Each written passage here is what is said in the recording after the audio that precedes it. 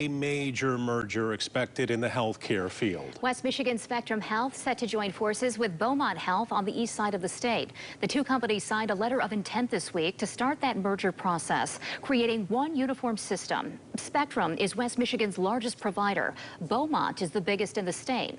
The deal still needs regulatory approval, which leaders hope will happen sometime this year.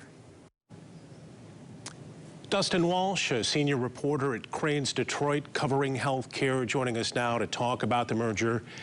Thanks for taking the time tonight, Dustin. The merger now raising whole new concerns about what's going to happen to hospital and physician prices. I'm sure they're high-fiving up in the C-suite about this, but how is this good news for anybody who's going to need hospital services? Well, that remains to be seen. So a 2020 study from the New England Journal of Medicine dissected 246 hospital acquisitions and found that the cost savings really weren't there. It didn't necessarily equal cost savings. Obviously, with Spectrum, they have an integrated insurer with priority. There is potential to deliver some cost savings there if it integrates really further into Beaumont's system. As far as on the Spectrum side, I'm not sure that there is an immediate cost savings there for their patients. So if approved, this merger is going to combine the health insurance company along with 22 hospitals into one big tax-exempt system, almost $13 billion in annual revenue. You know, for all of the predictions about COVID hurting hospital systems, these two came out okay. Is that right? Well, they were both deeply wounded by the pandemic, as the entire healthcare sector was. But the back end of that was really where hospitals made up their revenue for the year.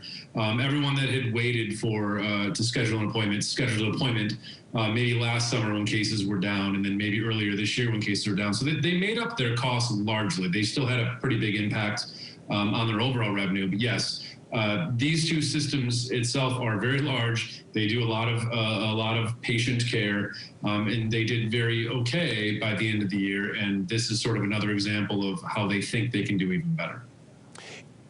You know, I know a lot is still yet to be determined, but as far as layoffs or expansion, just given the geographic locations of the two systems, it doesn't seem like there's going to be a lot of overlap here.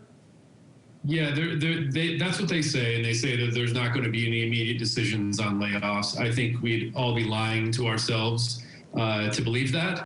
There's going to be services that are sort of mixed together, right? There's going to be administrative overlap.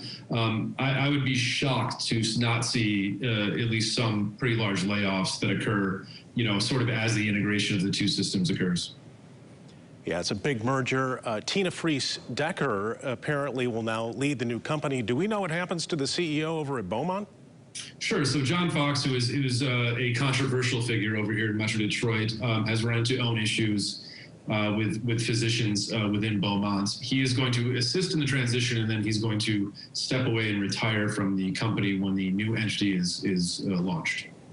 Dustin Walsh, senior reporter at Crain's Detroit. Dustin, thanks for your insight and time tonight.